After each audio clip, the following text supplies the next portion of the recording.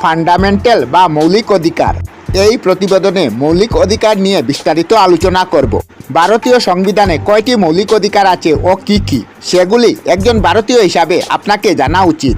আপনারা যদি মৌলিক অধিকার সম্বন্ধে না জানেন, তাহলে হয়তো আরও কত মৌলিক অধিকার থেকে বঞ্চিত হচ্ছেন তা আপনি বুঝতে পারবেন।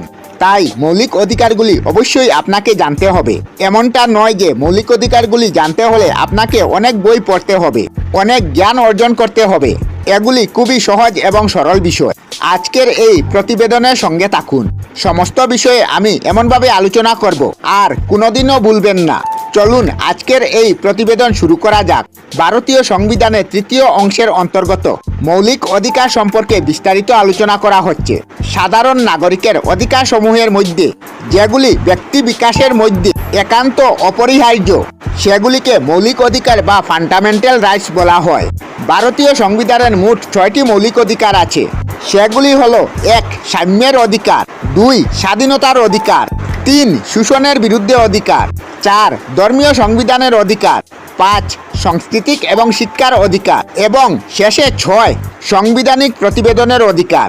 যে 6টি মৌলিক অধিকারের কথা বললাম, সমস্ত মৌলিক অধিকারগুলি ভারতীয় সংবিধানের কত নাম্বার দ্বারা রয়েছে সেইগুলি সহ এর মাধ্যমে কি বলা হয়েছে সমস্ত বিষয় কিন্তু আলোচনা করব। অবশ্যই ভিডিওটি প্রথম থেকে শেষ পর্যন্ত দেখবেন, কোনো স্কিপ ছাড়াই, তাহলে বিষয়টি আপনারা বুঝতে পারবেন। 1. সাম্যের অধিকার। ভারতীয় সংবিধানের 14 থেকে 18 ধারায় এই অধিকারটি বর্ণিত আছে। কোনো নাগরিককে জাতি, ধর্ম, লিঙ্গ, ভাষা এবং রাজনৈতিক ভিত্তিতে কোনো ভেদাভেদ করা চলবে না। 2 নম্বর অধিকার যেটি রয়েছে সেটি হলো স্বাধীনতার অধিকার। ভারতীয় সংবিধানের 19 থেকে 22 নং ধারায় এটি বর্ণিত আছে। এখানে বলা হয়েছে এই অধিকারে সবাইকে স্বাধীনভাবে কথা বলা, ভাষণ দেবার, নিজেদের মত বিনিময়ের স্বাধীনতা দেওয়া হয়েছে। সকল নাগরিক দেশের যে কোনো অংশে স্বাধীনভাবে যাতায়াত করতে পারবে, দেশের যে কোনো অংশে বসবাস করার অধিকার থাকবে এবং এখানে এও বলা হয়েছে স্বাধীনভাবে পয়সা রোজগার ও খরচ করার অধিকার থাকবে। 3 নম্বরে শোষণের বিরুদ্ধে অধিকার। ভারতীয় সংবিধানের 23 থেকে 24 নং ধারায় এটি বর্ণিত আছে। এখানে বলা হয়েছে 14 বছরের কম বয়সী কোনো বাচ্চাকে কোনো কারখানা, খনি বা কোনো ঝুঁকিপূর্ণ কাজে লাগানো যাবে না। মানুষকে কেউ বেচা অর্থাৎ কৃতদাস বানাতে পারবে না। কোনো ব্যক্তিকে তার ইচ্ছার বিরুদ্ধে কোনো কাজে লাগাতে পারবে না।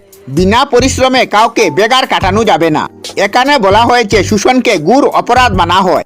অতএব এখানে কোনোভাবে কোনো মানুষের উপরে অত্যাচার বা শোষণ করা যাবে না। 4.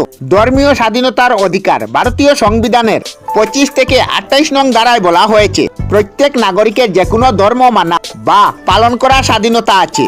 কোনো ব্যক্তি অন্য কোনো ব্যক্তিকে ধর্ম গ্রহণের জন্য কোনোভাবে জোর জবরদস্তি বা বাধ্য করাতে পারবে না। 5 নম্বর সংস্কৃতি ও শিক্ষার অধিকার। ভারতীয় সংবিধানের 19 থেকে 30 নং ধারায় বলা হয়েছে ভারতবাসী হিসাবে প্রত্যেকে তাদের নিজের নিজের ভাষা আছে, অর্থাৎ নিজের রাজ্যের যে সমস্ত ভাষা আছে সেই ভাষাতেই পড়ালেখার সমান অধিকার দেওয়া হয়েছে।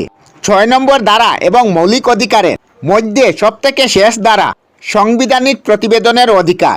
ভারতীয় সংবিধানের 32 নম্বর ধারায় বলা হয়েছে সরকার অথবা কোনো ব্যক্তি অন্য কোনো ব্যক্তির অধিকার ছিনিয়ে নিতে পারবে না, আইন ভঙ্গ করা যাবে না, কোনোভাবেই আইন নিজের হাতে তোলা যাবে না। কোনো ব্যক্তি অপরাধ সংগঠিত করলে তার বিরুদ্ধে একের বেশি মোকদ্দমা করা যাবে না।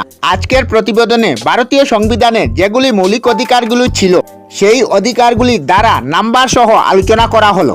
তার সঙ্গে এও বলা উচিত মূল ভারতীয় সংবিধানে 7 প্রকারের মৌলিক অধিকারের উল্লেখ থাকলেও 1978 খ্রিস্টাব্দে 44তম সংশোধনের দ্বারা সম্পত্তির অধিকারকে মৌলিক অধিকার থেকে বাদ দেওয়া হয়েছে।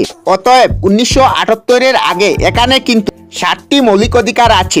বর্তমানে যে সম্পত্তির অধিকার আছে সেটি একদম বাদ দেওয়া হয়েছে, অর্থাৎ বর্তমানে ভারতীয় সংবিধানে 6টি মৌলিক অধিকার আছে। আমরা আমাদের চ্যানেলে সব ধরনের ভিডিও আপলোড করি, যেমন ব্লগ, নিউজ, কুকিং ভিডিও, ধার্মিক আলোচনা ইত্যাদি। যদি আপনারা এই ধরনের ভিডিও দেখতে পছন্দ করেন তাহলে এই চ্যানেলটি নিশ্চয়ই সাবস্ক্রাইব করবেন।